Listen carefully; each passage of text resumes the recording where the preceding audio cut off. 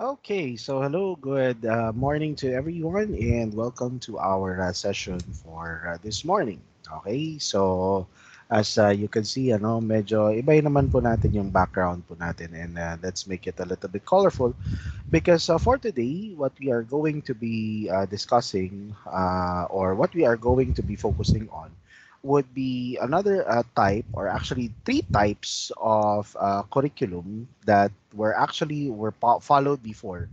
Okay, two of them will be actually be all about, or it will be talking more about the input-based type of curriculum. So I'm going to be sharing to you, okay, a recommended, what do you call this, presentation, okay, by Professor Jerome Bautista, and what is he's actually working at the St. Mary's University, okay. He is actually a professor that talks about, okay, or he's actually going to be talking about more of the linear curriculum for the subject, what do you call this, the teacher at the school. So technically, when I saw this video, I actually got an idea of, this was actually more of the procedure, or this was actually more of the access, okay, to most of the teachers when it comes to teaching their subjects, okay. And this would be actually a literally teacher, okay, it's a teacher centered type of education, which for many many years it has been followed by a lot of educators, okay.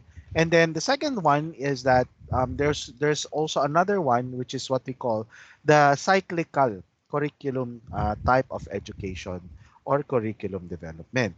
Now, that one is mainly a review or reviewing the type of education system that would actually be more into the main idea of letting the students identify, okay, what are the new things based on the old learnings that they have encountered.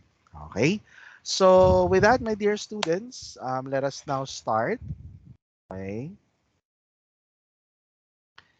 So let us begin with the presentation on curriculum development. Okay. And with that, I would like you to get ready with your notes. Okay. So that later on, when we come back to our regular programming next week, we could take a big review, or we could take a review on what is it all about, and we could apply this in our main subject as well. Okay, so with that, my dear students, without further ado, here we go. Good day. This is your instructor, Jerome H. Bautista.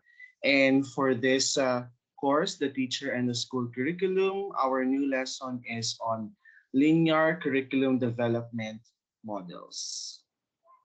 Now, in terms of curriculum development, we have defined it already before on what is curriculum development when we had our lesson in curriculum design, but this is another description or definition of what curriculum development is. We have here curriculum development includes all the processes of developing a curriculum as presented by different scholars in curriculum development.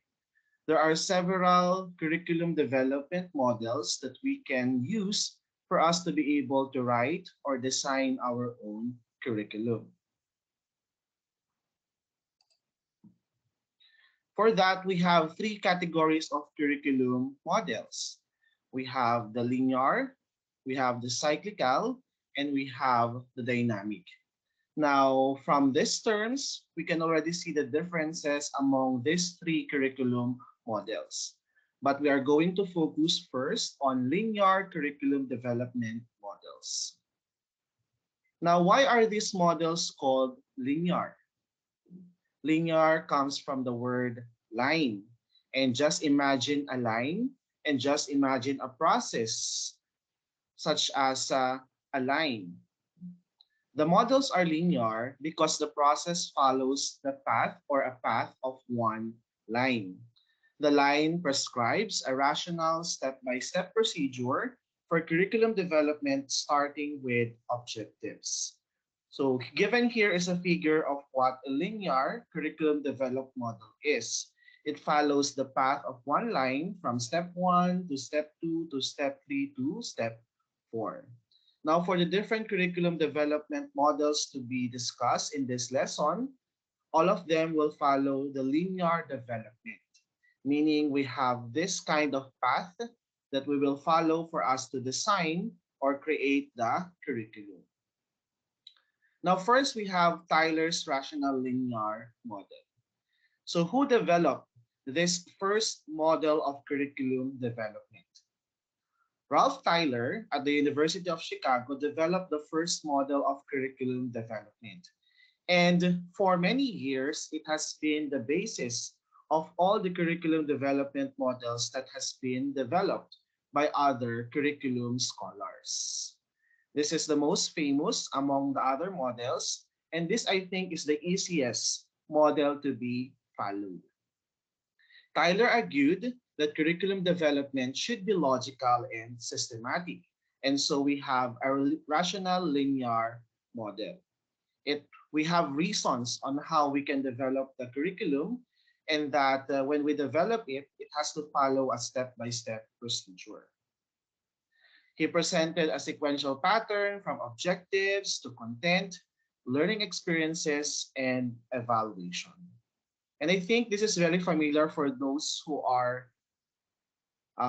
have experienced writing lesson plans already. Now, what was Tyler's argument on how curriculum development should be?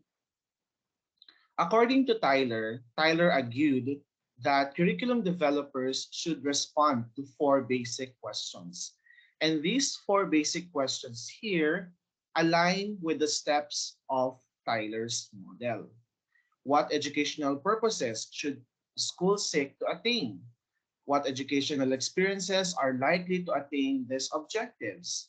How can these educational experiences be organized? And how can we determine whether these purposes are being attained? This is the model of Tyler. So this is the Tyler's rational linear model.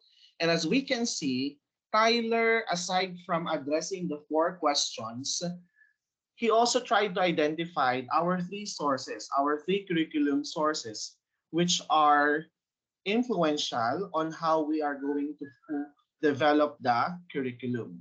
So we have the curriculum sources, society, students, and subject matter. At the same time, Tyler also recognizes that we need to look into in our philosophy of education and psychology of learning for us to be able to screen very well the objectives that we will include in our curriculum.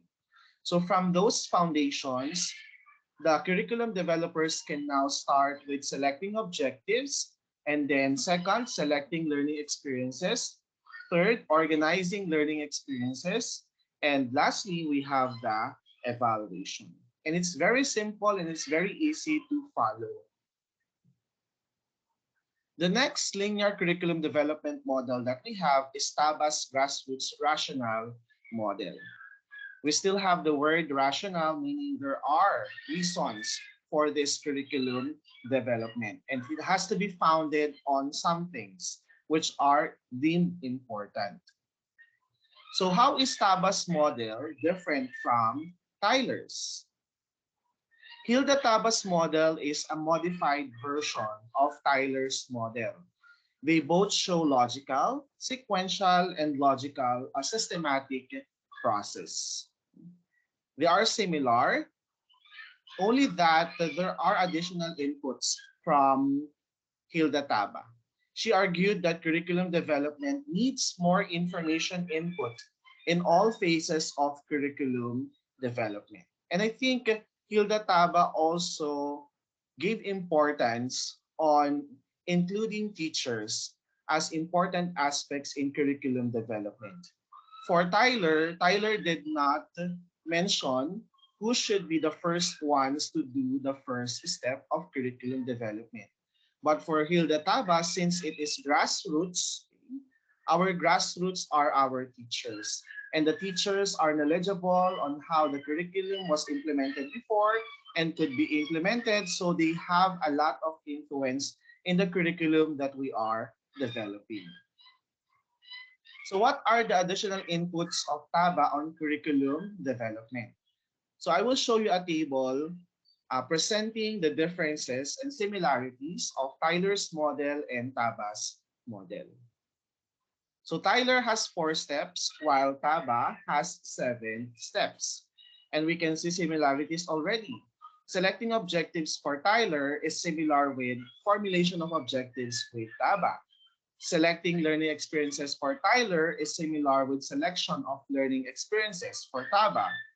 Organizing learning experiences of Tyler is similar with organization of learning experiences of TABA. And evaluation of Tyler is similar with determination of what to evaluate and ways and means of doing it. Therefore, what are the additional inputs? We have diagnosis of needs, selection of content, and organization of content. And the diagnosis of needs is the most striking characteristic of the Hilda Taba's grassroots rational model. So what did Taba suggest to make curriculum development more successful? To make it more successful, diagnosis of needs is needed. And we know that we have to consider our learners and we need to know their needs so that we can create a relevant and responsive curriculum for them. This would help curriculum workers in understanding the needs of the learners, making the curriculum more learner-centered. And lastly, it will also help in the selection of goals and objectives and in the selection of contents. And we know very well that the objectives are, I think, the most important part of curriculum development because the objectives, the goals will set the directions for the rest of the curriculum that we are trying to design. The third linear curriculum development model that we have is the standards-based curriculum development model. And this model is quite different from the model of Tyler and Taba. So who developed this standards-based curriculum development model? Alan Glathorne developed the standards-based curriculum development model. And from the title itself, standards-based, the focus of this model is on developing standards. This model is intended for any discipline from basic education to higher education. And there are 3 phases in this model, prescribing a sequence of curriculum development activities to develop standards. Again, the focus of this model is on developing standards. The 3 phases in this model focus on how standards can be generated or created and further developed. So what are the different phases of this model? The model starts with phase 1, development of standards. And then we have phase 2, development of benchmarks, and phase 3, development of final products. For phase 1, on developing of standards, we have the following things that we can do. Develop a comprehensive set of content standards using multiple sources. The sources can be the learners, the society, or the discipline, and other sources that we can identify. Refine the comprehensive list by eliminating and combining. So from an initial set of content standards, it will go through refinement because it is possible to eliminate some standards, especially if they are not essential, or it is possible to combine standards into one. Also, in this phase, we secure teacher input to identify teacher priorities. There are instances in developing standards that we need to consider how teachers were able to implement a curriculum previously, or how they see a curriculum should be implemented for the next school year or for the next academic period. And so they have so much to say about these content standards. And lastly, we can use data to develop the final draft of standards. And the data can be coming from the first three steps that we did, divided into essential standards and enrichment standards. Basically, the essential standards are required, and the enrichment standards are there if we need enrichment of learning for our students. For phase two, we have development benchmarks. Benchmarks are standards that were set by others or by other schools or by other institutions, which we can adopt or which we can pattern our standards to. It's like looking at the standards of one prestigious school and knowing and understanding their standards and using that to develop our own standards or to further improve our own set of standards. So in developing benchmarks, we review decisions about content emphasis. We can review the decisions of other schools and try to reflect on why these schools focus on these standards rather than the others. We can identify standards for continuing development, like standards that will not be benchmarked or standards that are unique for the school or for the institution. We can also decide how benchmarks will be identified by task force or by teachers. It could be a representative from the school, the head teachers maybe, or it could be the plain faculty teachers or plain faculty members, I should say. And lastly, a part of this phase two is to develop the initial draft of benchmarks, evaluation or evaluating with criteria provided, and secure teacher review. Again, we involve the teachers and revise the benchmarks if needed. And the last phase is to develop the final products. The third phase is develop final products, and these are the following that will be done for this phase. Use standards and benchmarks to produce a scope and sequence chart. Decide on curriculum guide content, meaning we are already finalizing all the standards and benchmarks that we made from phase one and phase two.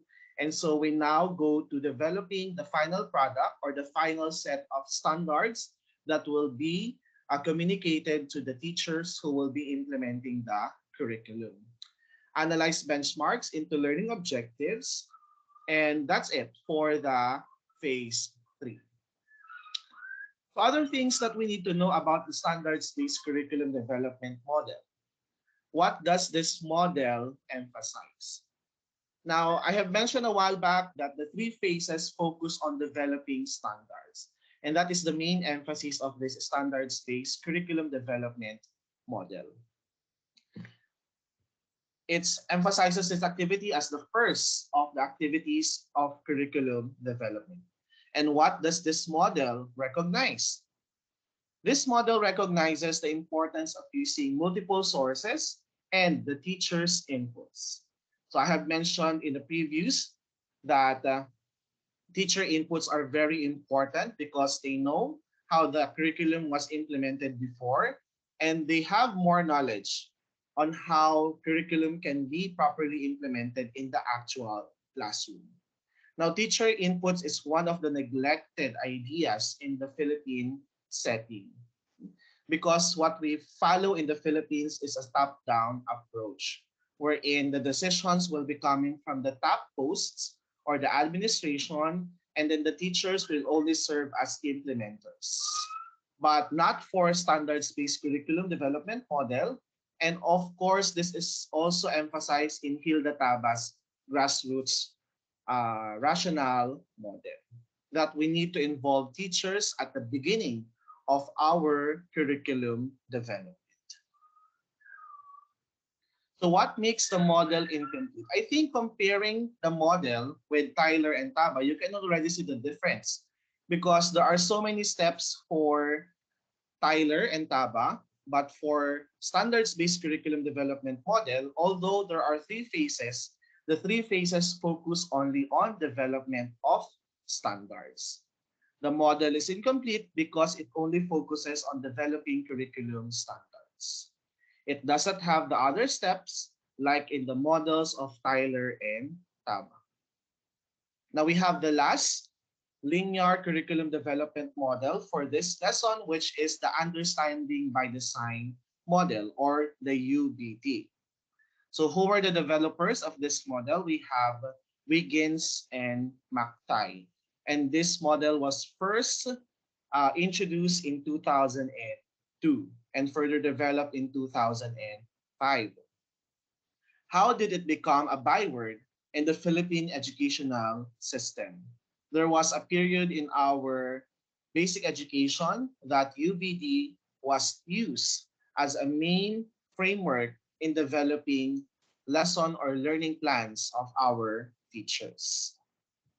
It became a byword in the Philippine educational system because it was used to design the basic education curriculum from 2010 to 2011. That is the elementary education curriculum and the secondary education curriculum, the EEC and SEC. Before, we have the K to 12 curriculum. What is the other name for this model? The other name for this model is backward design. And you will see in the steps of this model why it is called backward design. What is the emphasis of this model? The model's emphasis is on starting with goals and objectives and designing curriculum. I think that's very obvious with the other models that we start with goals and objectives. At the same time, it emphasizes designing curriculum to engage students in exploring and deepening their understanding. And so we have the word enduring understanding that is very essential in the understanding by design. So in UBD, we have three stages. Stage one is identify desired results. Stage two is determine acceptable evidence. And stage three is plan the learning experiences and instruction. Now you can see that the backward design is because assessment or evaluation is done before planning the learning experiences and instruction. Stage one indicates what the students should know, understand, or be able to do, or it also asks what is worthy of understanding, or what we call enduring understanding. Stage two calls for designing assessment evidence for documenting or validating whether the desired learning has been achieved. So already on the second stage, we try to identify what are the acceptable evidences that will prove in the that will prove that after the learning experiences, the students have achieved the desired results. You will now be stating there if you are going to create performance tasks or written works for your students to show or for them to demonstrate that they learned in your lessons. And stage three is including planning learning experiences that are useful in implementing the curriculum. It also includes identifying activities and resources to be used. So that is the only time that we are going to identify the procedures or instructional procedures that we will make to implement the plan. So what advocacy made the model popular in the Philippines? Up to present, even if UBD is not already endorsed by the K-12 curriculum, UBD is still popular in the Philippines. And many educators see the benefits of following the understanding by design model. It advocates the use of enduring understanding or central ideas. And that is the one most important aspect of using the understanding by design or the UAD. This enduring understanding or central ideas are ideas with lasting value beyond the classroom and can be applied to other settings. At the same time, it also advocates for authentic assessment. And when assessments are authentic, students can relate to the assessment tasks that we are giving to them. They can apply the lessons into real life scenarios or situations. And that is why we have those ideas that are lasting beyond the classroom and can be applied to other settings. Now, what help can the model offer for teacher education institutions? If used in the Philippines, it can help the Commission on Higher Education, particularly our TEIs, to revise existing curricula to focus on higher understanding rather than just prescribing subjects and course descriptions. Meaning, those who will develop the curriculum for teacher education programs should focus more on these enduring understandings that the students will need to achieve at the end of their program. And these enduring understandings could provide a very good guide for them to identify what are the different subjects that they need to take and what are the activities for each subject that they will be taking. It can also make the curricula more learner centered. That is the understanding by design. And these are the references for this lesson. The main reference used is the book of Pawilen, The Teacher and the School Curriculum, and Pawilen. Okay, so there you go, my dear students. That is one of the what do you call this? Well, one of the curriculum development that was actually shared to us by Professor Jerome Bautista. Okay, so let us now proceed this time with cyclical, okay, curriculum development, and again, this is going to be discussed to us by Professor Jerome Bautista. Development models. Before we proceed with the different models, let us review first what are the important concepts that we need to know about cyclical curriculum development models. Question here is what once we are done with linear curriculum development models in our previous lesson. Next is cyclical curriculum development models. Now, what do you think is the reason why they are cyclical? The answer is, of course, it is cyclical because it is continuous. If we look at the image on the right, we see that the process is continuous. It may have a beginning, but it has no end because its last step becomes the basis of the first step. Another question that we addressed last time is one important aspect of cyclical curriculum development models is situational analysis. Now, what is situational analysis? The answer is situational analysis is the process of examining factors that exist in the environment or society where the curriculum is going to be implemented. And we have mentioned that the different things that we analyze around the situation are the learners, the society, the demands, even economics and environmental conditions. We also have to consider our different curriculum sources and curriculum influences like media, alumni organization, and even church. So for cyclical models, they describe a cyclical or continuous process of curriculum development. And cyclical models usually start with situational analysis that will serve as a basis for all the succeeding processes. Meaning, situational analysis may be exactly done at the beginning, but in reality, situational analysis can actually be done at any stage of the cyclical models. But it is very important that for cyclical models, we need to conduct situational analysis before we proceed to the other steps.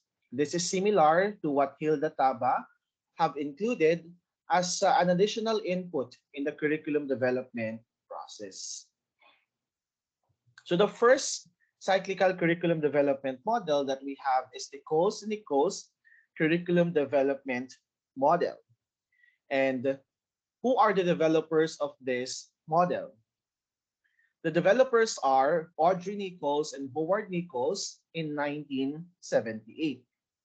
According to them, they believed that curriculum development is a continuous process. They prescribe 5 logical and interdependent stages that are in a continuous curriculum development process. And again, These five logical and interdependent stages will start with situational analysis, in which curricular decisions are made, followed by the selection of objectives and the other succeeding phases. So, what are the steps and where does it start? Again, it starts with situational analysis, and then we have selection of objectives, we have selection and organization of content, we have selection and organization of methods, and we have evaluation. If we try to look at it, the steps are similar with the steps of Ralph Tyler and Hilda Taba. Only that it is not in a linear arrangement, but in a circular or cyclical arrangement. The model is highly prescriptive and dynamic. It's dynamic because changes can happen at any point or at any step of the model. Now, what benefits can this model get from situational analysis? So, the inclusion of situational analysis as a part of the model is a valuable principle in curriculum development. It enables the curriculum workers to understand better the context in which the curriculum is developed. By starting with situational analysis, curriculum workers will be able to collect data and the needed information from various curriculum sources and influences that are prerequisites in formulating curriculum goals and objectives. Now, if we applied situational analysis in college settings, faculty members need to do this before planning their syllabi or curriculum plans. Or in basic education, in elementary and secondary, junior high school or science high school, if we are going to conduct situational analysis, it may be considered as a long and tedious task. However, it is very beneficial to the curriculum because situational analysis will make it possible for the curriculum to be more relevant and responsive to the needs of the students and the school. The next question is, what are the things that this model recognizes? The model also recognizes the influences, and importance of contributing disciplines such as philosophy, psychology, and sociology. If we look at these three, philosophy, psychology, and sociology, these are similar to philosophical foundations, psychological foundations, and sociological foundations of curriculum development. And the importance of these three disciplines in developing the curriculum is also recognized in the model of Ralph Tyler. Now, the model has the potential to be used in any educational setting. So, what are the other benefits that we can get from using this model? The cyclical nature of the model enables curriculum workers in making necessary changes and adjustments in the total curriculum. This attribute will be helpful for teachers, administrators, and educational boards to address curricular issues and propose innovations and changes.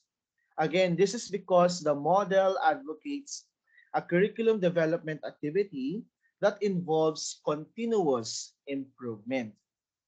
So, meaning, in the five steps of Nichols and Nichols model, we can actually make necessary changes and adjustments based on the actual situation that we have analyzed. For example, we have done already situational analysis at the beginning, but when we are in the process of selecting our objectives, there are instances or there are things that may happen which may influence how we select our objectives. So I think that's it for Nichols and Nichols model, the benefits that we can get from it.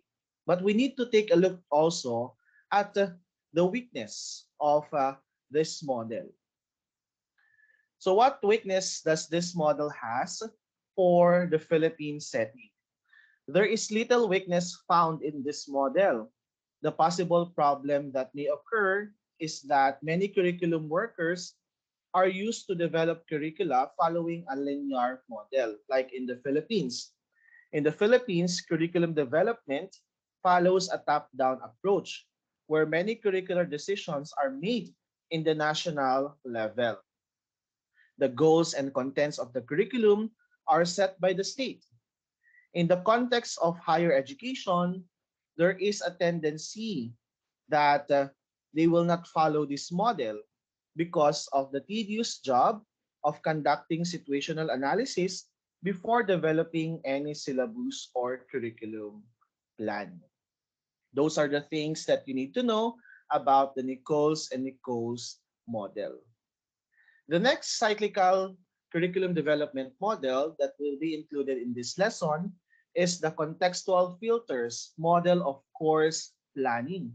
If we look at the title of this curriculum development model, course planning, we already have an idea that this curriculum development model is mostly applied in higher education or in college levels. So who are the developers? The developers are the following. We have Stark, Lothar, Bentley, Ryan, Martens, Benton, Wren, and Shaw in 1990. This was part of their study conducted at the University of Michigan National Center for Research to Improve Post-Secondary Teaching and Learning. Again, this model focuses on the context of higher education or in college level.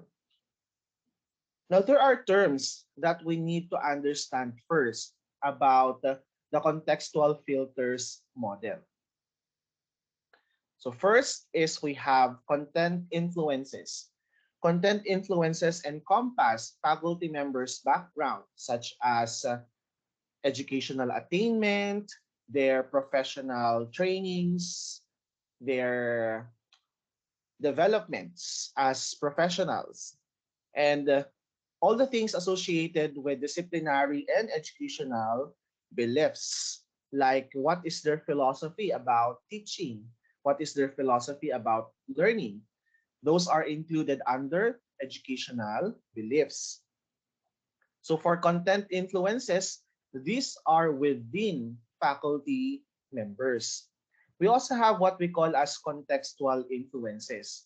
Now, these are influences outside the instructors or outside the faculty members' immediate control that cause adjustments such as student characteristics or instruction.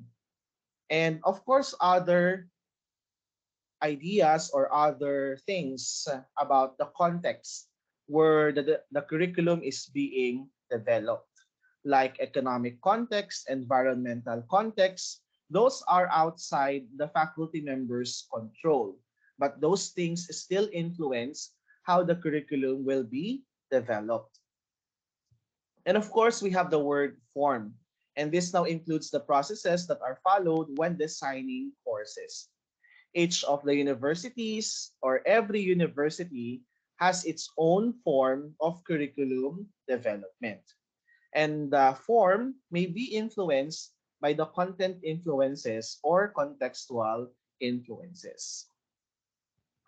So the contextual filters model presents a cyclical view of curriculum development process. If we look at this model, it may seem like chaotic, but let's try to understand every part of our model here. So you can see that the contextual filters model start with situation analysis. Now, where is situational analysis here?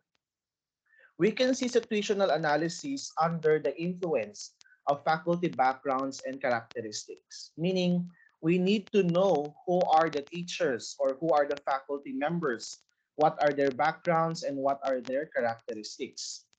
If we go to the second box, the faculty background and the characteristics will influence how they view their academic fields. Okay? For example, a graduate of a private university will have a different view about academic compared to a person who graduated from a public university. So our backgrounds will really affect or influence our views of our academic fields.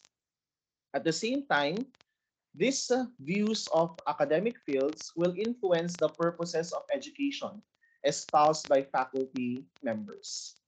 And at the same time, the influence of faculty background and characteristics also affect the purposes of education espoused by faculty members. So how we see education in general will be affected by our faculty backgrounds and characteristics, and of course, our views of our own academic fields. However, at the same time, the purposes of education can also influence our views of our academic fields. So it works both ways. Now, in terms of knowing or understanding the purposes of education, there has to be some form of feedback adjustment, meaning it will be a cycle of reviewing our purposes of education, and then we will receive feedback from it, and then we will review again, and then we will have another feedback. That's why it becomes cyclical. Now, our purposes of education espoused by faculty members will be considered, okay, in our development of goals, okay, on the experiences that the students will need, the schedules of our subjects, even campus services and resources. So those will be considered as the contextual filters. Now, after knowing our goals, understanding our students, schedules, campus services available, and the resources available, it is now ready for us to develop the form of the curriculum by starting with course descriptions, in which we try to select content, arrange content, and choose processes. So the model is based on a research conducted by the different authors presented a while back. And they conducted this study among several higher education institutions in the United States. There are several curriculum influences, such as faculty background and educational beliefs, that are recognized in this model. So in that model, it recognizes faculty background and educational beliefs. So the influence and the special role of faculty members in curriculum planning and development are recognized as a main factor in curriculum development in higher education. I hope that you were able to understand this model here. It's quite complicated because of the many arrows, but you see the arrows as to how one influences the others. Again, we start with how faculty backgrounds and characteristics can influence our views of our own academic fields. An example I presented this a while back is that graduates of public and private universities will have a different view about their subject or about the discipline that they are teaching. Of course, coming from two different universities, they have different sets of experiences, and definitely those will influence how they view their discipline. But the main point here, my dear students, is this about contextual filters. Okay? There are filters in the model. And where do we find these filters? It's on faculty background and educational beliefs.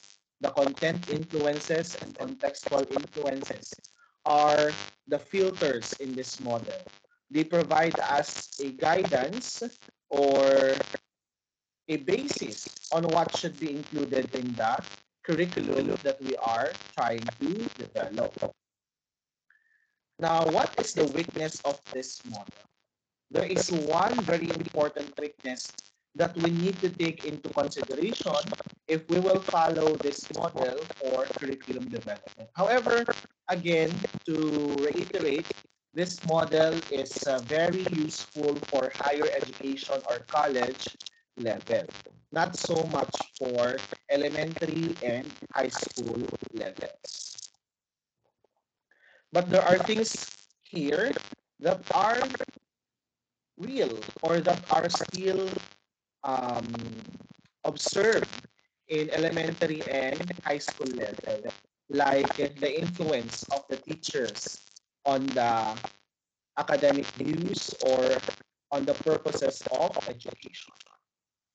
So going back, what is the weakness of this model? There is only one important weakness that we need to look into about this model. It is very teacher-centered because since this is for higher education or for college education or college level, we know that college have what we call as academic freedom.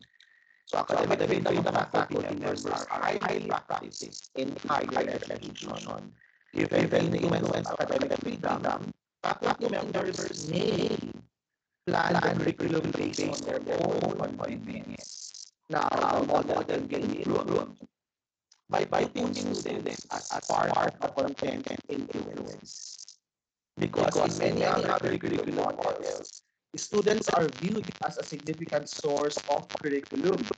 And considering the fact that most college teachers do not have pedagogical training, the model failed to elaborate how contents and process are arranged. And the students could be a great basis for that problem. This could have been very useful for faculty members, especially for neophyte instructors or new instructors who do not have background knowledge on education. So those are the things that you need to remember about the contextual filters model. And these are the references with the main preference from the book of Greg Tabios Pawilin, The Teacher and the School Curriculum. That's all for this lesson, and I hope you learned things about the two cyclical models or cyclical curriculum development models. We have Nichols, and we have the contextual filters model, of course, planning. That's all, and this is the end of our lesson 6.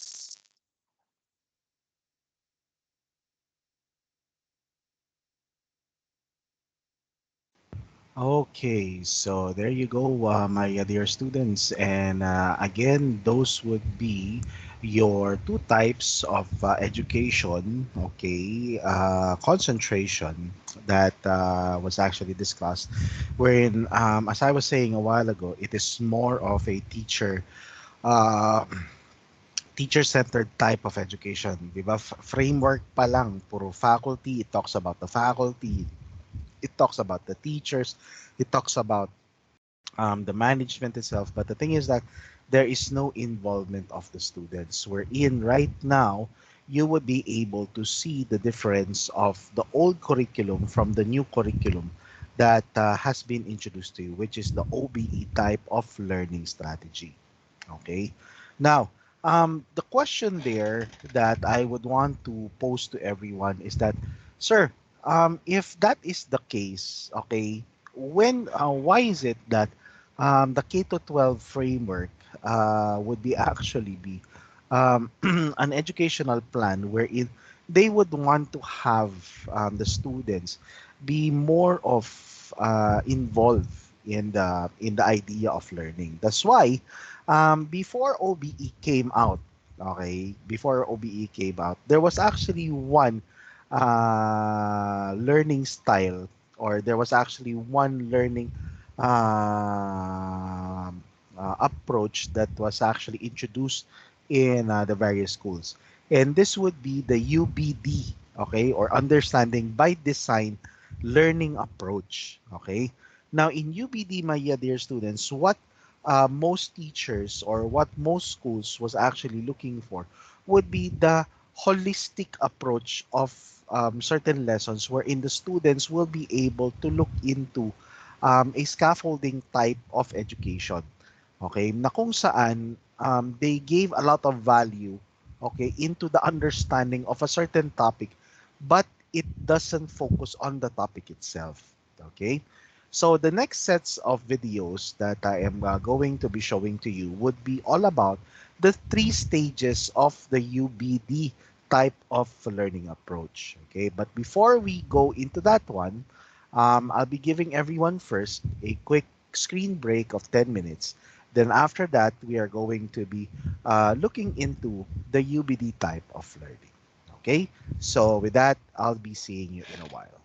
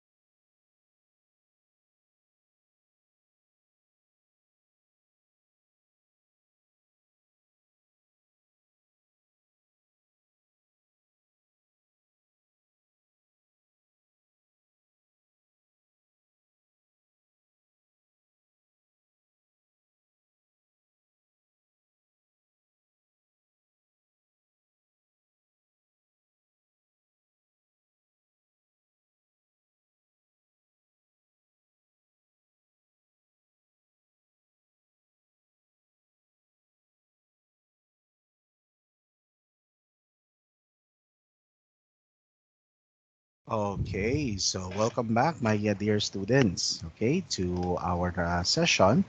So again, going back, we are going to be talking about this time yung UBD, okay, and technically, this would be one of the learning approaches, okay, that was introduced, okay, in lieu or in connection with OBE, okay, or outcomes based education. And the thing about this one, again, just to give you an overview, this was actually formulated for the essence of looking into the value, okay, of a learning approach wherein the students will have an unknown, okay, an unknown idea of their learning, wherein what they are going to be looking more into would be the value of the experience. Okay, now this is similarly the same with what I call this with OBE, because yung approach nila dito is mainly looking into ano yung kailangan po nilang malaman pagdating po sa pagdating po sa education. Okay? Or pagdating po sa mga topics that are going to be introduced to them. Not to mention na ang isa sa mga bagay na naging ano po nila dito is yung the idea of scaffolding. Okay, dito po actually nagsimula yon, and the process of how is it or how should it be conducted. Okay, so without further ado, my dear students, here you go, understanding by design. And let us start first with stage one, wherein you should be able to identify what the desired results that you would want to happen to your students.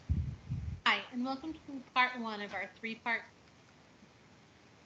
Hi, and welcome to part one of our three-part series on teaching and learning and understanding by design. I'm Sonia Tellier, Director of Curriculum and Instruction for Secondary Education, And I'm Zachary Wadekar, Director of Curriculum and Instruction for Elementary Education. and together we're going to walk you through the three stages of understanding by design, beginning here in this first part with stage one, desired results. Falmouth Public Schools has been working with the Understanding by Design framework for many years, so it's not anything new to many of our veteran staff. But as we know, we have new staff coming in all the time, and it's a really good way to hopefully refresh our audience as to the three different stages. And as Sonia said, today we'll be focusing on the first stage, desired results. So hopefully you have some awareness of understanding by design, and this will help to reinforce what you already know. If you're a newcomer, this would be a great introduction before you did some further study. The understanding by design framework is very important to our priority around vertical and horizontal alignment of our curriculum, ensuring that our students have consistent but scaffolded experiences building upon their current knowledge to really extend themselves and take on the most appropriate level of challenges they develop. Today, in front of you right now, you have the agenda for our presentation today. So first, we're going to talk a little bit about Falmouth Public Schools strategic plan. A lot of the work that we do is built around that strategic plan, and we'll talk a little bit about the teaching and learning aspects of that. And then we'll be talking more about the actual Understanding by Design framework, what it means and why we use it. And as we mentioned, today we'll be talking about stage one, desired results. Throughout this series, you're going to see three parts as we break down the segments of stage one. Within each of those four segments, you're going to see where we call it out in the design template. We're going to give you some guidance, which comes in two forms. In some cases, it comes in the form of questions that, if you're answering those questions, will help you fill out those different areas. And in some cases, it comes with some highlighted information, some pointers that get you going in the right direction. And then we're going to talk about common pitfalls, and we're going to connect you to the variety of resources produced by Jay McTighe and Grant Wiggins, really the two principal authors on much of the research and the guidance documents around understanding by design. As Sonia mentioned, they are the founding principles of understanding by design, but Falmouth Public Schools has kind of taken its own spin on the UBD template, and we'll be showing you later on in our series some of the parts of the template that are exclusive to Falmouth Public Schools. First, we'll talk a little bit again about our strategic plan, which anchors a lot of the work that we do in the district. Our strategic plan is broken into three primary areas. First being teaching and learning, second is access and equity, and third is community engagement. And while we talk about this as being part of the series on teaching and learning, because this particular initiative statement comes from that objective of teaching and learning, we would be remiss if we didn't stop and talk about the connections between access and equity and community engagement, because all those, the dynamics of those three areas of our strategic plan are what make the formula for success for our students. So each one is intertwined in the other, but we're really going to call out in particular this initiative statement from the teaching and learning objective. So as part of our teaching and learning plan, our initiative statement 1 is to build internal capacity to fully implement understanding by design as a system for developing curricular activities for students ages 3 through 22. So UBD is not a curriculum program, but it's more of a format that can be used by those who are designing curriculum in the backwards by design approach. So that way we're sure of what our intended outcomes are for students before we even start the planning process. So as we go through, here's an overview. As we mentioned, there are 3 stages, and so this series will be delivered in 3 parts, this being the first. It's important for us to talk about the fact that within stage 1, there are the 4 different components we're going to talk about here, which are established goals, transfer, meaning, and acquisition. And within a couple of those, it's going to break down into some further subparts. But it's really also important for us to call out that this is about reflection, and it's about forging meaning. And in forging meaning, we're going to talk a lot about skills and knowledge that students are going to acquire to develop patterns, develop their own schema, and really make a new understanding of additional information as it presents itself in their learning. As part of this 3-part series, our next webcast or screencast will be the stage 2 evidence piece, which is the assessment part of unit development. And then stage 3 will be the learning plan, which is more of the day-to-day learning activities that students engage in. But today we'll be talking again about stage 1, desired results. And when we talk about desired results, we're talking about having that end in mind. What's the goal for the lessons that you're teaching? So as we talk about that, we've called out here from the unit planning template the specific matters around stage 1. So you can see where within the template each of our 4 key parts are. So here we have the heading stage 1, and we're going to begin by going in and talking about established goals.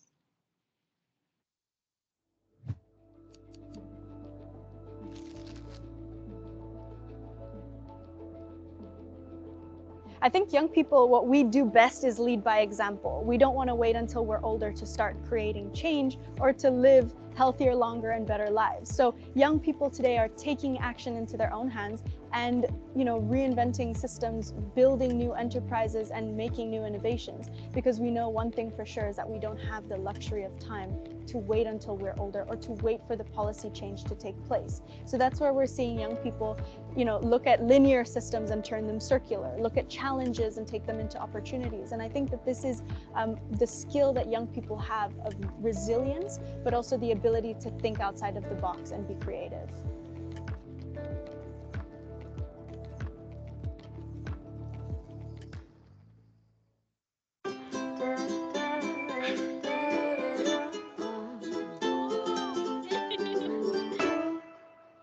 Your very own snack combo with your signature look. Sa McSavers Mix and Match, mas maraming choices na sulit. So within the established goals, we have 2 key questions that we would like to have answered as this part of the template's filled out. First, what relevant goals, for example, content standards, which can come from national standards, state standards, which are being revised. The most current one to be released is science, hopefully in the fall, but looking more towards the winter, early 2016. Or local initiatives, again, stemming from the strategic plan, course objectives and learning outcomes. But what relevant goals will be addressed through the design or unit development? And then what habits of mind and cross-disciplinary goals, for example, 21st century skills or core competencies, will this unit address? So while we do often talk about the Massachusetts learning standards, when we're looking back at this portion of the template, it's important to note that besides regular learning standards, your department or your school may certainly have its own other goals that they hope students acquire through various lessons, and that would be more than appropriate to include in your template as well.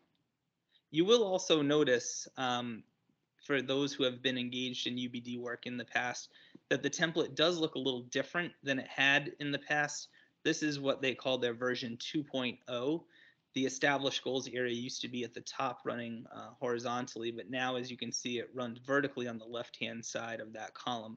So any goal that you're establishing for students would be put in that box on the left. Also, as we're talking about the goals, we're also going to talk about performance.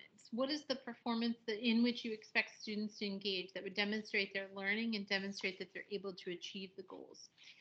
So in further talking about the goals, we want to come back and talk about some possible pitfalls, problems in the unit design. So we are building our knowledge by working with Solving 25 Problems in Unit Design, a book or guide or a companion book released by Jay McTighe and Grant Wiggins. And we've got that specific resource information in our works cited at the conclusion. But as they walk their way through some of these different pitfalls, there's two that we'd like to call out regarding stage one in talking about goals. The first, as you can see here, are unit goals fail to distinguish the means versus the end. A common mistake, as you can see as you read through here, is that within the goals, we call out sometimes just particular facts that we want students to memorize, or maybe there's one or two key skills, but they're low level. They're just small chunks in the greater realm of understanding. And so we don't get towards those larger or more complex learning goals. And that's where we really start to develop those understandings and we look towards performance. What's the performance in which the student's going to engage to show that they're successful? Because mastery, as you can see, is more than just the learning of isolated bits of information. It's more than that ability to recall a series of facts or key dates. Mastery refers to the effective use of knowledge and skills in complex situations. And a key part of this is going to come up in the next section here on stage one when we talk about transfer, because that's going to be not only complex situations, but novel situations where the students are going to have to build upon their understandings to navigate what's new to them. So when you're using this template to craft your own units of study, it's important to remember that in the established goals section, there are a couple things to keep in mind. First off, this goes back to the learning in isolated bits, that these aren't your day-to-day learning goals. Obviously, when you're engaged in a long unit of study, maybe 3 or 6 weeks, there are tons of things that students will be learning along the way. But when you're establishing this section of the template, this is really what is the overall outcome that you're looking for. Furthermore, it's important to remember when you're crafting your unit plan that the only goals that you're going to list in this box are goals in which you're going to measure proficiency at the end of the unit or at least along the course of the unit. Many times we talk about during units of study, many concepts and skills are touched upon the way, but for the sake of using this UBD template, it's only the standards or goals that will be measured and assessed that you want to include in this section of the template. And so Zach pointed out earlier, it's possible that within a department or within a grade level or within a school, we might have particular objectives or initiatives that we want to embed here as part of our established goals.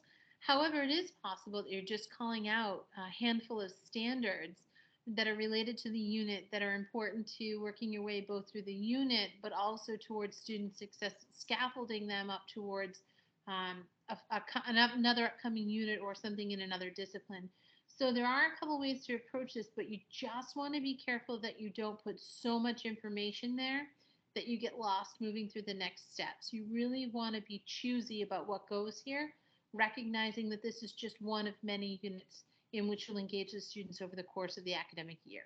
As we progress through the end of this presentation, Sonny and I will actually be showing you a presentation or a sample of a stage one that is completely composed. And when we go through that part, I think if you're having any questions as we go along, some of those questions may be answered when we show you our sample, and that's coming up shortly.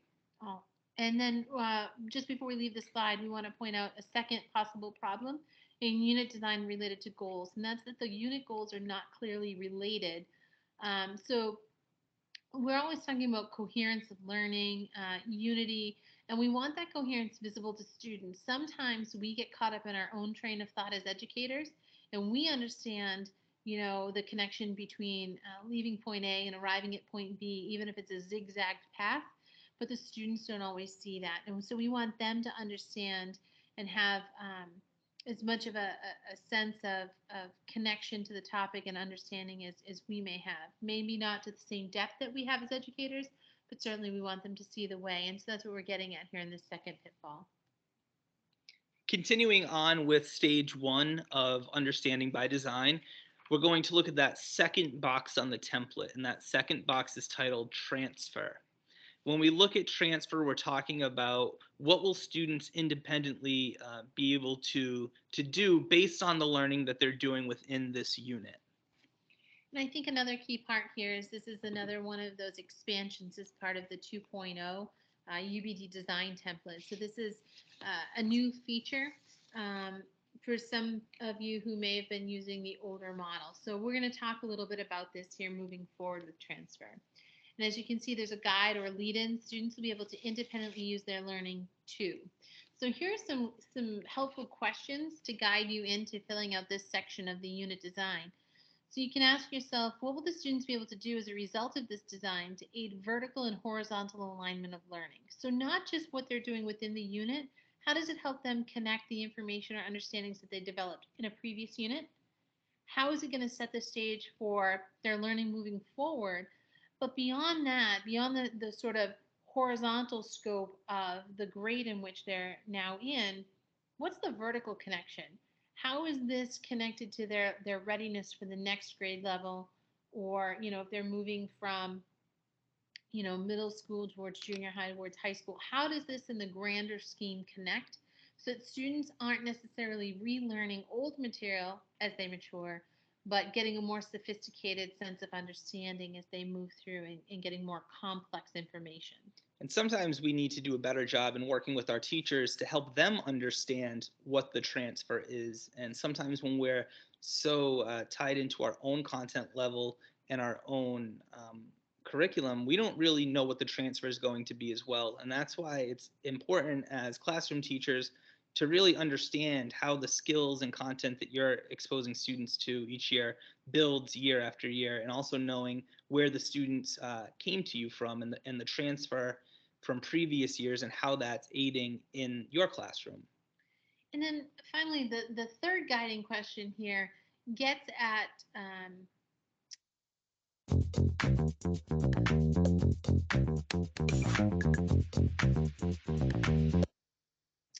students' awareness of who they are, and then also the perspectives that they develop and being able to understand the others around them. And I think that Zach and I have already mentioned a couple of key words. One is schema, and the other being patterns. What we take in the world and the patterns that we make help us to interpret the new information that comes at us. And so that's something that we actually consider in transfer is the influence of our personal perspectives on how we can interpret information and forge those understandings. So you hear us repeating some key words, understanding being one that's being repeated quite a bit here, but I think it's really helping to forge well, I'm going to use it again, a better understanding of why the backwards design approach works. When you start with the end in mind and you're really clear about where you want students to end their learning in a particular unit or maybe the greater scope of a course, you're also equally deliberate and meaningful in the map that you create to guide them towards that end point. So we can't repeat that enough. So please bear with us if you're hearing that one word stand out. That's a good thing. And as a classroom teacher, if you are using this template to develop units of study, really this transfer section is helping you to identify kind of that so what mentality of why am I teaching this lesson? What's the goal? Or how are these skills and the concepts that you're addressing with students going to help students later on? And that's something that all teachers should be thinking. Then it shouldn't necessarily be tied into that one day's lesson, but thinking about how that lesson is then going to carry over or transfer into the upcoming lessons, and then certainly the upcoming content that students will be exposed to in future school years.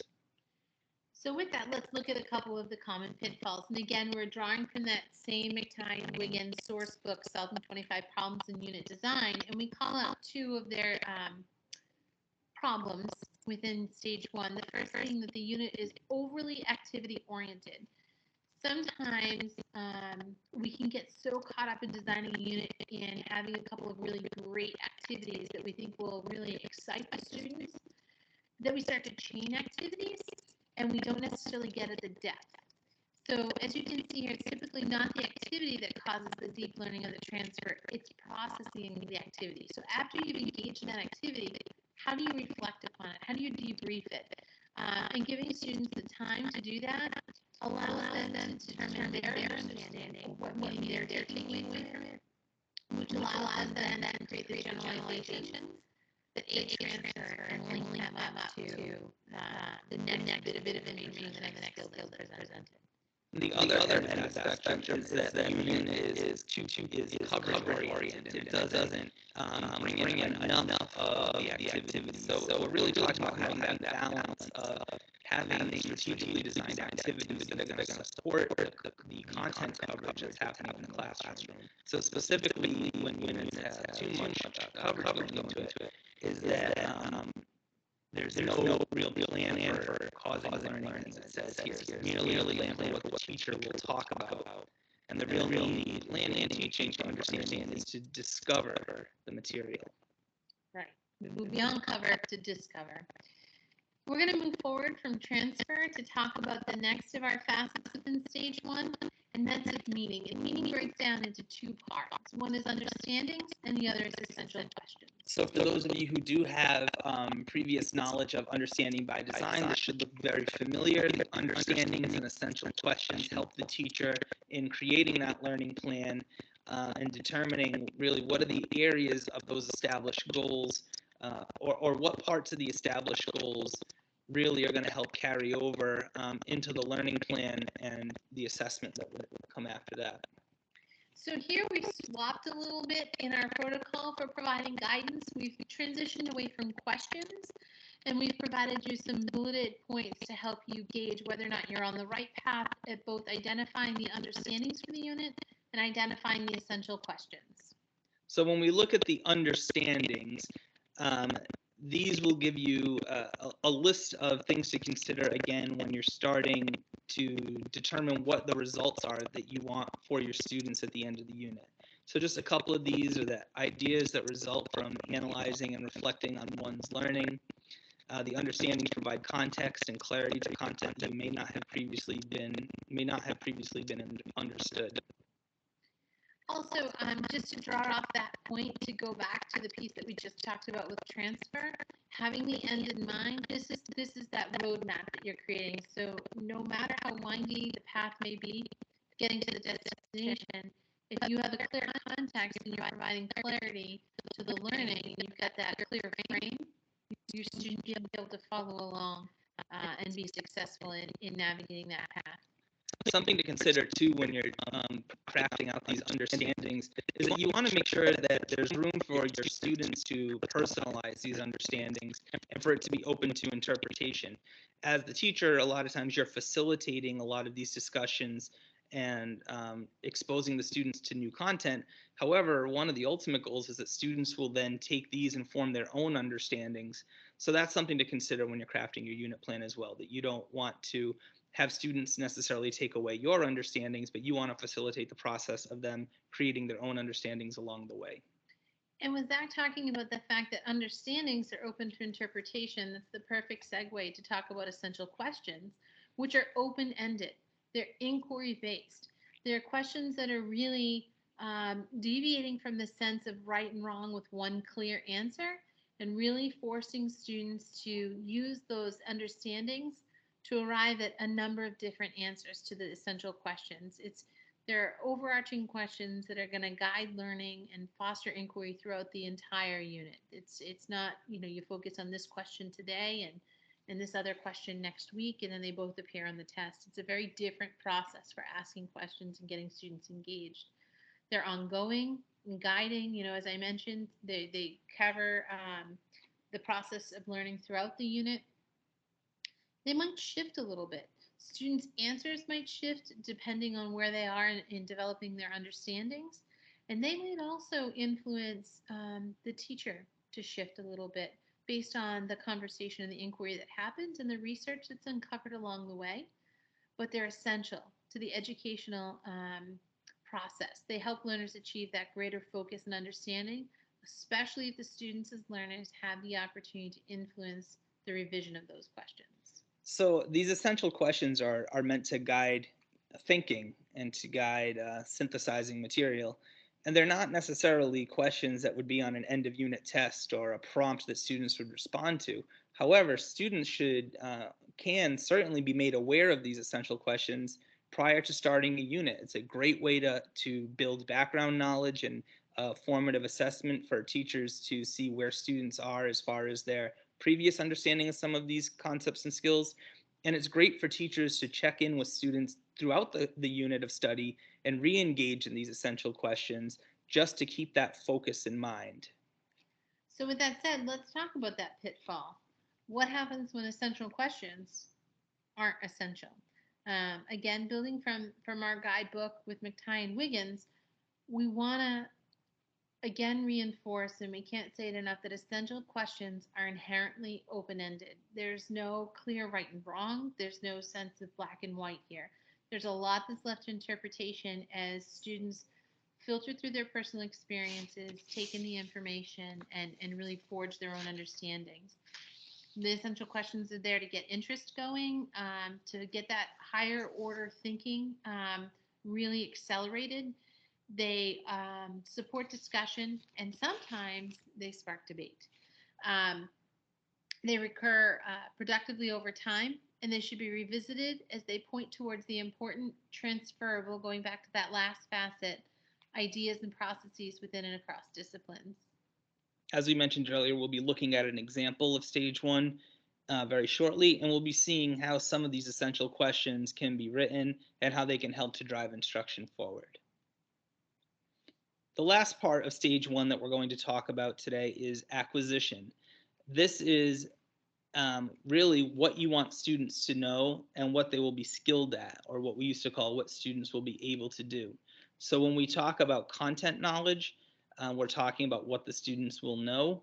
And when we're talking about skill acquisition, we're talking about what students will be able to do as a result of the work. So as we talked about at the start of this process here today and talking about stage one, let's talk over here on the students will know. Sometimes factual information is important. It's not about how many facts a student can remember, but it's about the key factual information that you need to forge that understanding. And that's not to say that that information can't be accessed again over time if a student forgets it, but that they can recall or make some connection back to it because they've been exposed to it. There's always key vocabulary, key words that are new to a field, to a discipline, or maybe just new in a more advanced work of literature. So there's always vocabulary work to be done, and certainly content knowledge and concepts. Sometimes discipline specific, and sometimes they're just key pieces that really aid that transfer.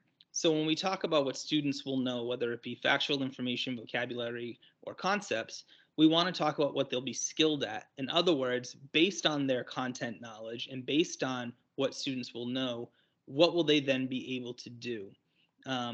So it could be basic know-how, it could be discrete skills, but again, it's as a result of bringing that content knowledge out of them, what can they now do with that? Sometimes you'll see that there is a one-to-one correlation between what students will know and what they'll be skilled at, but not always. And honestly, if I could take a step back and put something here to visually depict what we're talking about, I think I would use sort of a cycle, having an arrow that points from skills to knowledge and then one back from knowledge to skills. There's an interplay here in what we're talking about. And all of it leads back to this idea that if students were placed in a novel setting and they could only rely on what they've already learned, can they transfer that knowledge and skills into this new setting in order to be successful with whatever the task in front of them is. Um, so I think it's really important to see that all of these things are at interplay with each other to really create a solid foundation for learning. New Tang na mas pinasiksik sa vitamin C, D, and zinc. So finally, just here before we deviate away from this slide, you can see a couple of key points at the bottom as well. The knowledge and skill that are the core building blocks for later meaning making, they get back to that idea of transfer that we just talked about, that diagram, the two arrows pointing back and forth between knowledge and skills. When you plan to assess whether students have the targeted knowledge and skill, you're planning deliberately. You're looking for meaningful sense of understanding and not just a checklist, of memorizing facts. What can they do with those facts that inform greater learning? And then again here, finally, targeted knowledge and skills fit within the unit. If we go back to talking about an earlier pitfall of chaining activities together, are those activities targeted to the knowledge and skills that you're talking about is really a first lens to apply. And then obviously going back the time to debrief. So as we move forward, let's look at what happens when we close out this section and talk about the pitfalls. So the pitfall related to acquisition is the failing to distinguish between knowledge and skill objectives. And I think Sonia and I did just talk about the difference between the two. And that's really, it's a key component to unit design and understanding that there's more than just the content knowledge that you're trying to share with students. And when we look at standards and we have our own bias interests that we come to the table with, sometimes we get bogged down by the content and the knowledge, and we really want to make sure that we're cognizant of the fact that we're looking at skill objectives and making sure that we're providing opportunities for students to take that content and to apply it in meaningful ways. And so let's look at what happens when we put these four facets together to form a completed stage 1 design.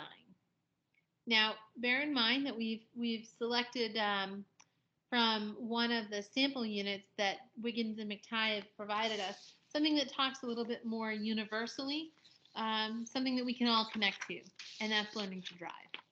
So when Sonia and I were putting this together, we thought really we wanted to make sure that we could put this in a context that was easily understood for everybody who's participating in this. So first, if we can look at that first component, which was the established goals. So listed right over here vertically on the left-hand side of your screen are the established goals for this unit that's being put together for driver's ed.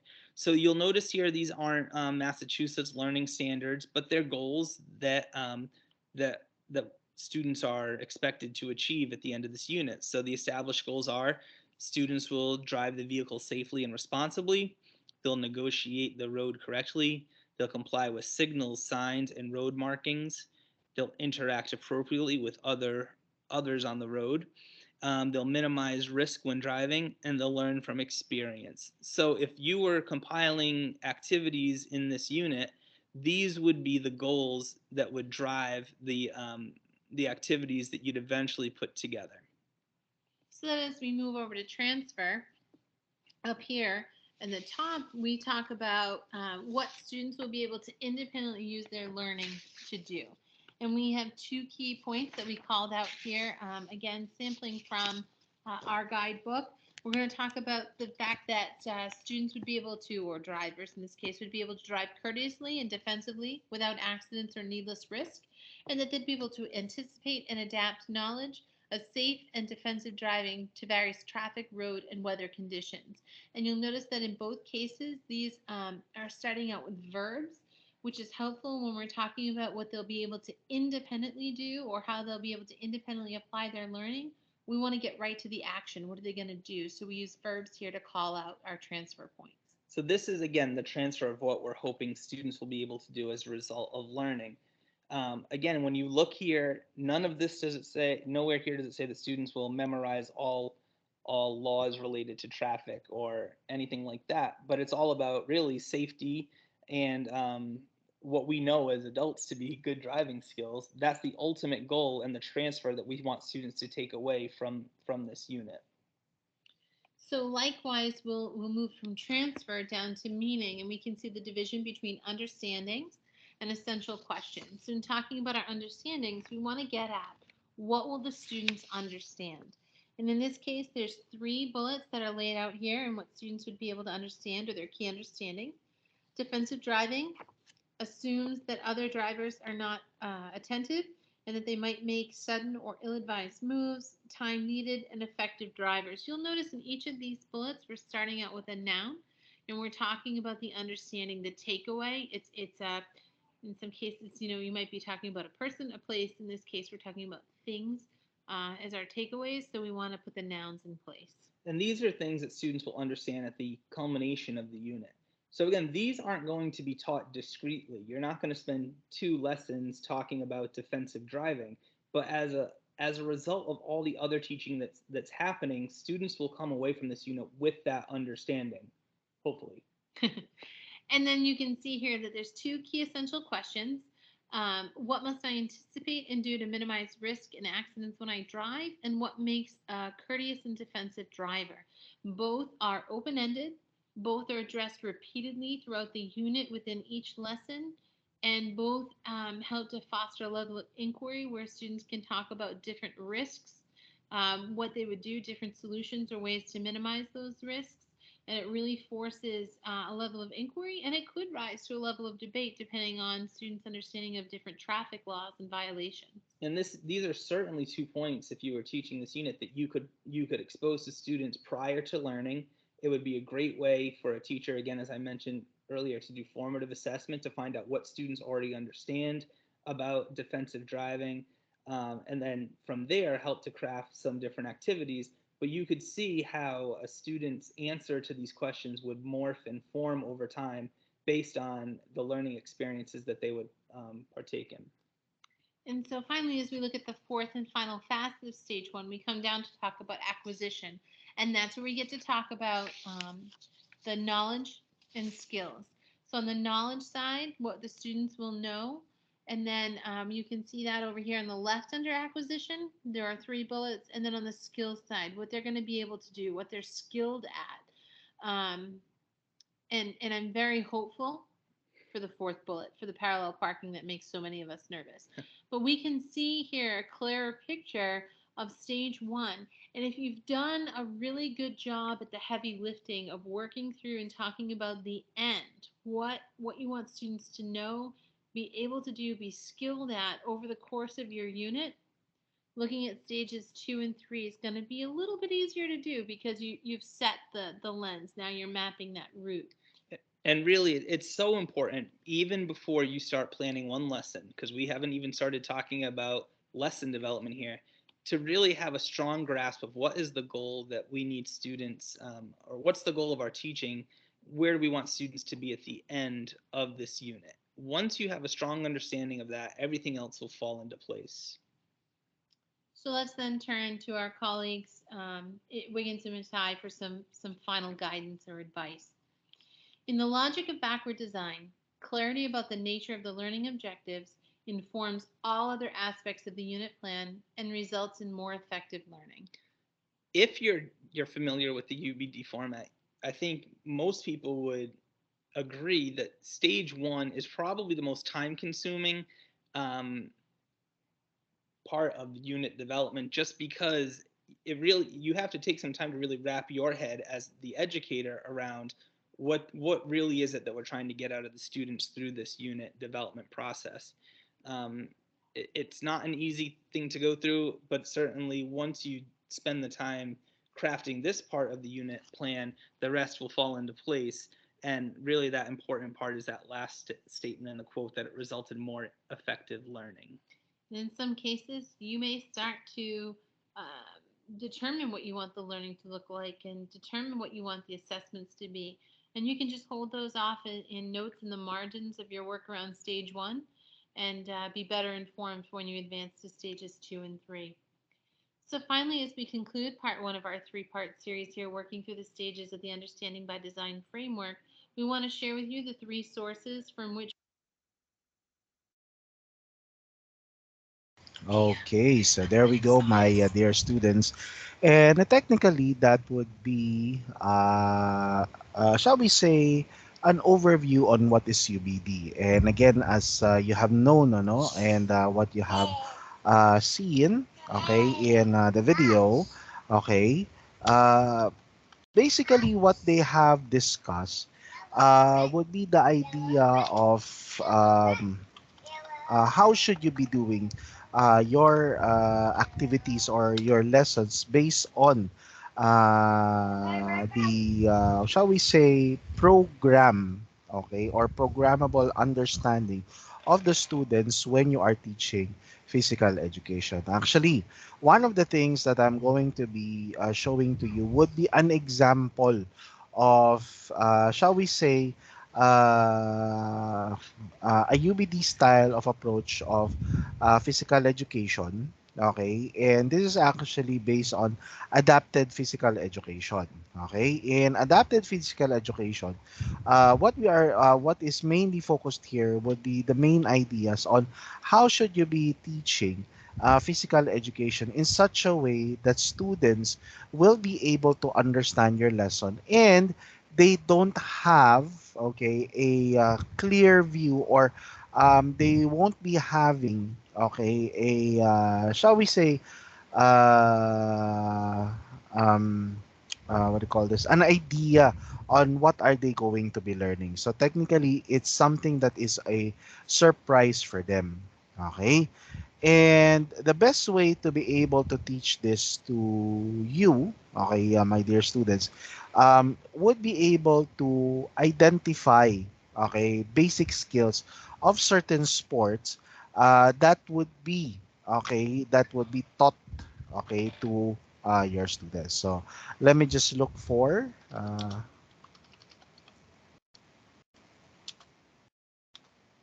in,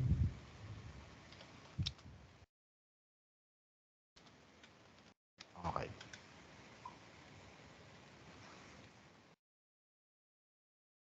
okay. Ah. Okay. So I'm going to be showing you okay a an actual physical education class wherein wherein what they are going to be looking into would be various games okay that they are able to conduct okay actually sorry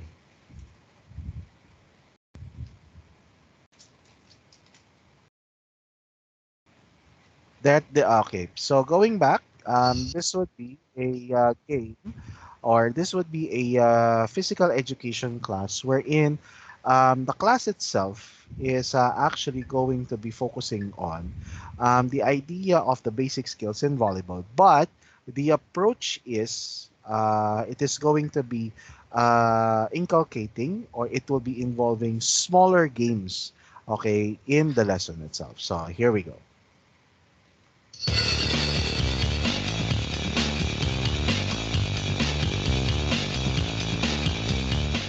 Hi, I'm Nathan McLaughlin. I'm Mark Bradshaw. I'm Will Chan, and we're physical education teachers at Woodhaven Middle School. And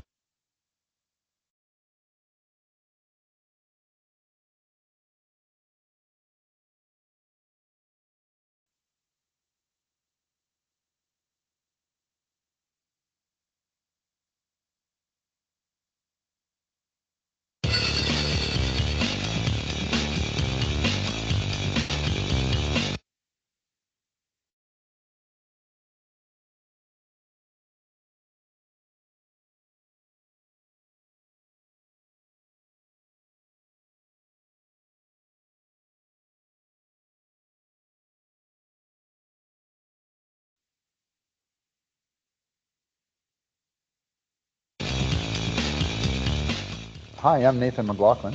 I'm Mark Bradshaw. I'm Will Chan, and we're physical education teachers at Woodhaven Middle School. And we're here to show you some large group activities. The first game we're going to show you today is Snake Pit. Ideally, the game is played with 25 to 50 students, but we can do it with groups as large as to 60 to 80. We normally do it here through all grades 5 to 9, but it could be modified for younger students in kindergarten all the way up to grade 12. Snake Pit is basically a relay running type activity. It's just continuous. How it works is students are usually placed in groups of 4 to 6, sometimes larger, 6 to 8 if you have a bigger group. Usually it starts off with half of your group on one end of the gym, the other half of your group directly across from them at the opposite end of the gym. Mr. Chan's got some music ready. Once the music starts, we're gonna say the red mat side here, right? Whoever's on the red mat side here, person in the front of that line is gonna jog down, give the next group member a high five. They jog down, give that group member a high five, and it just continues. When the music stops, however, that's when all the students that are running must stop because they're all caught in what we call the snake pit. They then come together to the center circle and we'll perform an exercise. So if there's 8 groups, we need to have at least 8 people in the center doing an exercise. If there's anyone that wants to come out and join one of their group members and be a good teammate and do the exercise with them, that's fine. And you complete that exercise and then you just go back to your groups afterwards and we'll decide which side's gonna start us off when the music goes. In reality, you could play snake pit without any equipment at all, but it's much more enjoyable and a lot easier to do if you do have a stereo and some music that you can play. We also use 2 foam dice that we use to determine the number of repetitions for each exercise the students will do. All right, so we're multiplying this. Let's see it. We're going crisscross jumps. 36 crisscross jumps. Awesome. Let's get started. With younger groups, it's usually a lot easier and more effective if the teachers select the exercises that they're going to be doing. That way, if they need to demonstrate the proper technique or proper form, they can do so. We try to start with some basic ones, such as jumping jacks or crisscross jumps, things that the students have done before, nothing we really have to demonstrate. With the older grades, but sometimes they're grade 8, grade 9 students, we give them the opportunity to choose their own exercises. We can incorporate some more difficult ones, such as push-ups or burpees or even squats.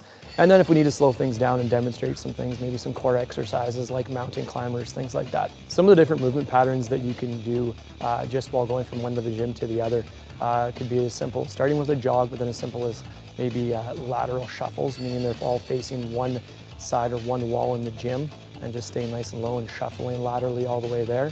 It could be as simple as skipping, right? Or 1-foot hopping, 2-foot hopping, anything that just gets them moving in a little bit differently.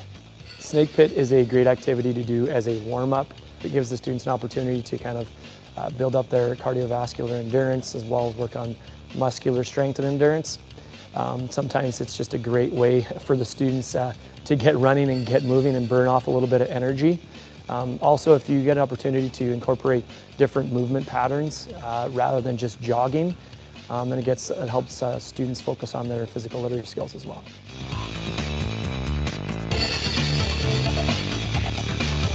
The next game we're going to show you is called Dice Tag. This is a great game for the elementary grades. It can probably start in grade 1 and work your way up to grade 12. The amount of kids you can play this with is probably 20 and up, as depends on the size of your gym. The object of this game is to not get tagged. Okay, we have a team over here. You must have 1 foot on the gray line. You line up across here. The other team, they line up on this gray line, and you're across this line here. What we're gonna do, we're gonna roll 2 dice, and we're gonna add, subtract maybe, or multiply.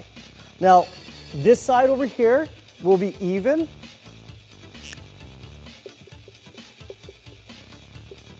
Okay, and this side over here will be odd.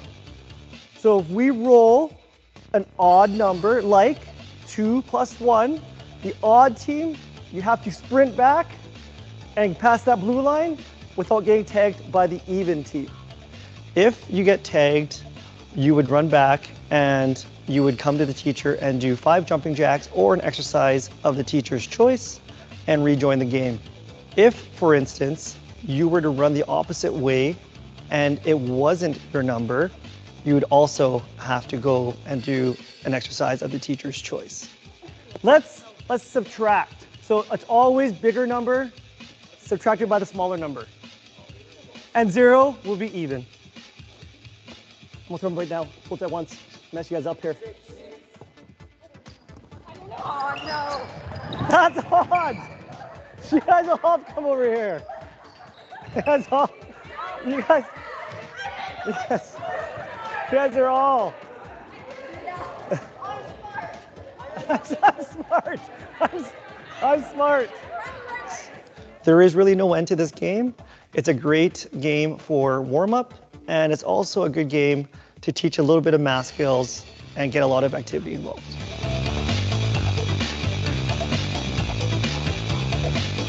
The next game we'll be playing is called Yoshi. So you can play this game with 20 to 80 kids, grades 5 and up. To play this game, you'll need a large area space. If it's outside, you can have some cones, but as long as there's court lines in the gym floor. So the game of Yoshi is played with 2 teams on 2 different sides of the court. Your ultimate goal is to get your entire team over to the other side past the safe line. If you cross the center line and you're tagged, you need to sit down where you got tagged. You can, however, be saved by one of your teammates, either from your side or someone who leaves the safe zone to save you. But when you're saved, you need to go back to your side before you can go to the safe zone. When I yell the word Yoshi, no more tagging at that point. Everybody sprints to the safe zone. If you're already tagged and Yoshi has been called, you need to be saved by another teammate before you can get to the safe zone, before your team can win. One of your teammates will have to come grab you, bring you back to your center line, and then you can go to the safe zone. The team that gets all their players saved and over the safe line first is the winner. Yoshi!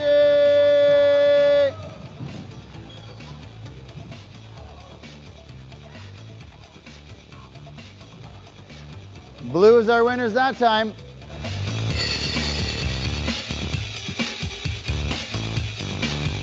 The next game we're going to show you is called Aladdin Slide. This game is best suited for students in grade 5 and up, and you can play upwards of 20 to 50 students. To play this game, you're going to need some mats, usually about the size of the students, and they're going to be decently thick so that way students can jump on them. And you'll need some pennies to divide up into different teams. So your objective is to dive on your belly and slide that mat. So after one person jumps on it and you dive, when one person rolls off of it, the next person in your team line will run, diving on the mat. The goal is to slide the mat all the way down to touch that blue line. Once that happens, the rest of your team runs behind you to restart over there, trying to go all the way back. So you're going to get that mat to go from the starting point all the way to the blue line, and then all the way back in a relay style race. The team that gets to the starting point first after the turnaround is the winner. Yellow did it! Yellow did it! Yellow did it! Yellow with the victory!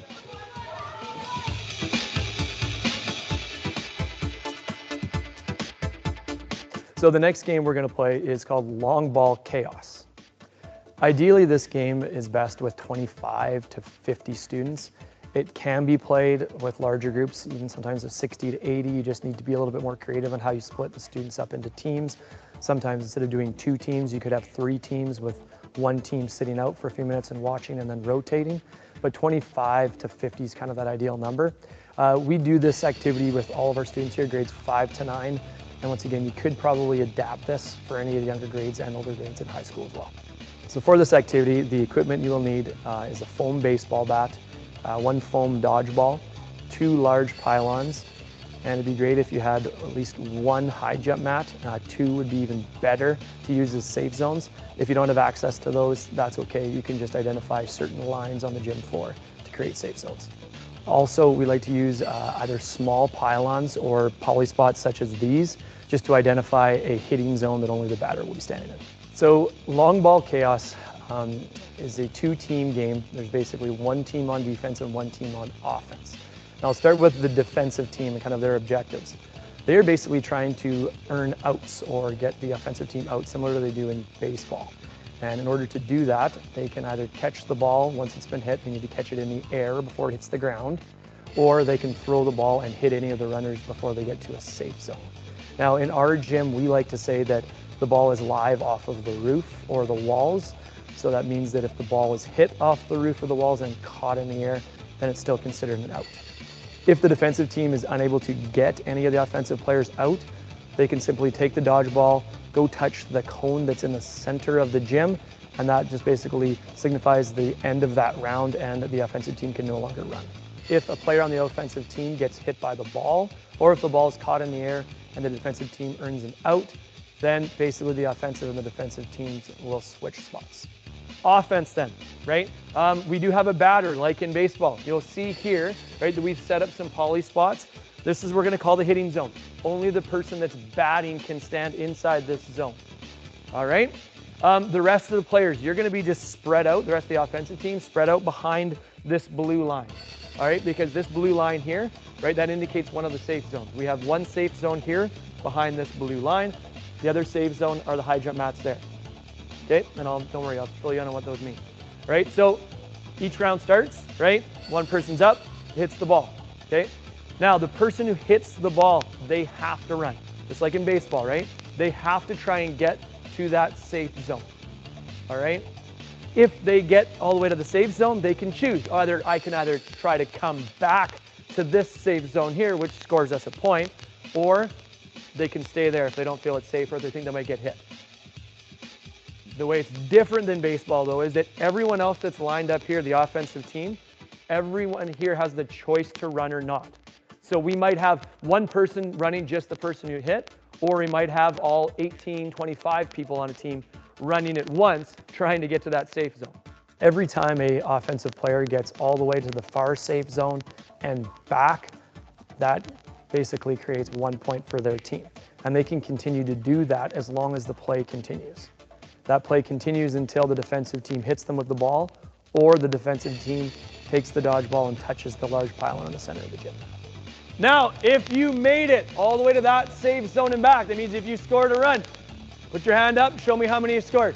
We got 1, 2, 3. Anyone else over there? Okay, so now it's 3-0 for blue.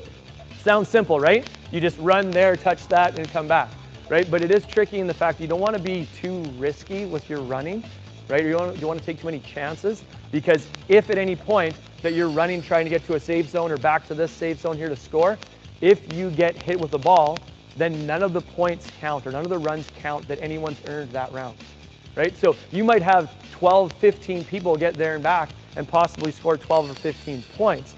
But if someone gets hit with the ball that round, it's an out and none of those points count.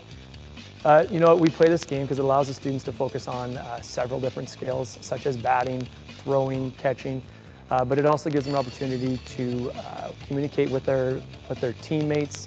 There's a level of kind of cooperation that they need to make sure they're working together in order to decide when to stay and when to run.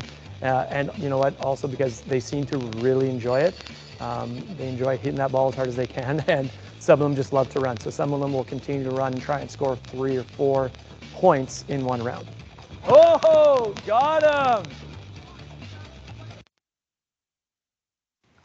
Okay, so technically speaking, my dear students, that is one example of a UBD learning approach in a physical education. And what the coaches have focused on that one would be a main idea of doing batting skills and running skills, and at the same time throwing skills that would translate later on into a game that is, or that would be, that they would be playing later on, which could be applied in an actual sport.